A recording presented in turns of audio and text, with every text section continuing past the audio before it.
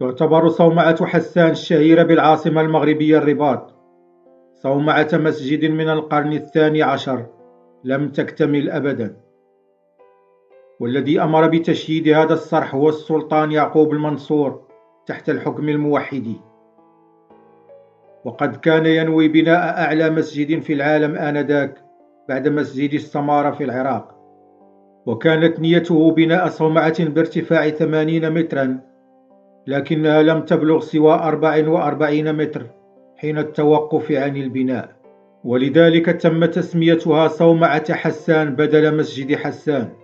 ولا تزال توجد إلى اليوم بقايا بناية المسجد وأطلال الجدران التي كانت ستضم 14 بابا، وتمتد على مسافة 2550 مترا، والتي هي ساحة المسجد حاليا.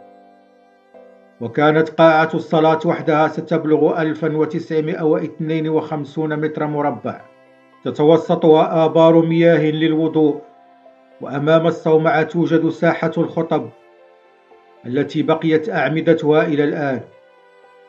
وكان المسجد سيضم 18 رواقا و312 عمودا و44 سارية، وكانت الأعمدة الموجودة لحد اليوم في ساحة المسجد معدة لتثبيت السقف، وقد تم تدميرها بالكامل مع قبة الصومعة جراء زلزال 1755 الذي ضرب لشبونة ووصل ارتداده إلى الرباط.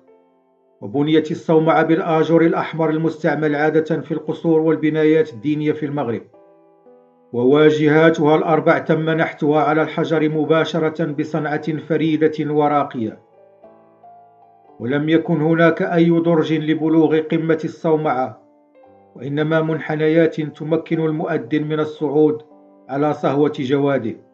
والشبه بين صومعة حسان والكتوبية في مراكش والخرالدة في إشبيلية جعل المؤرخين يعتقدون أن نفس مهندسين ونفس الصناع شيدوهم جميعا. ولا زالت الكثير من الأسرار تحيط بهذه التحفة، مثل اسم المعماري الذي شيدها ولماذا سميت بهذا الاسم.